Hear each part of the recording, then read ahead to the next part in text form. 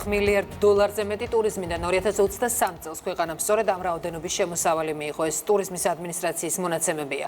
ამავე უწყების ცნობით, ისევე როგორც ზაფხულში ახლად სარესტორნო და სასტუმრო ბიზნესი სრული დატვირთვით მუშაობს. ეს კი იმას ნიშნავს, რომ საერთაშორისო მოგზაურების რიცხვის ზრდა კერძო სექტორზე დადებითად აისახება. ანუკი ჩხიკვაძე კი ამბობთ. რეკორდული ტურისტების რაოდენობა საქართველოში და რეკორდული შემოსავლები ტურიზმიდან. ქვეყანაში შემოსული ტურისტების რაოდენობა რომ იზრდება, ამას სტატისტიკის გარდა ქვეყნის მასშტაბით უცხოელი სტუმრების სიმრავლეც ხატყობს. ამბობენ, რომ ჩვენს ქვეყანაში განსაკუთრებით მოსწონთ სტუმართმოყვარე ხალხი, ტრადიციული სამზარეულო და ბუნება. საქართველოს ძალიან მომწონს, გუშინ მთაში ვიყავით, აღფრთოვანებული ვარ აქაური ბუნებით. გუშინ ჩამოვედით თბილისში, ძალიან მომწონს თქვენი ქალაქი. ქართული კერძების საუკეთესოა მთელს მსოფლიოში. აუცილებლად დავბრუნდებით საქართველოში.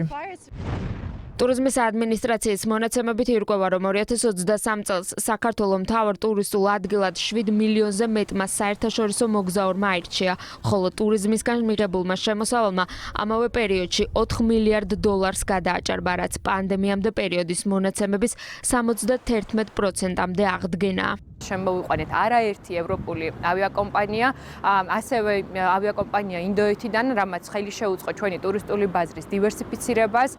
პოზიტიურ მაჩვენებელს ტურიზმის ადმინისტრაციაში სწორ და სტრატეგიულ მუშაობას უკავშირებენ. მაია ომიაძის განცხადებით, ქვეყანაში ტურისტების მატებასთან ერთად ტურიზმის სექტორში მომსახურების ხარისხიც გაუმჯობესებულია. ტურიზმის ეროვნული ადმინისტრაცია მუდმივად ახორციელებს სტრატეგიულად მნიშვნელოვან ქვეყნებში კამპანიებს, გამოფენებს, ამას მუდმივი სახე აქვს და თავის შედეგი, რა თქმა უნდა, მოაქვს. საერთაშორისო მოგზაურების ზრდა კერძო სექტორზეც აისახა. ბიზნესის წარმომადგენლები განმარტავენ, რომ ზაფხულის ტურისტულ სეზონზე და ახლაც სარესტორნო და სასტუმრო სექტორის სრული დატვირთვით მუშაობს.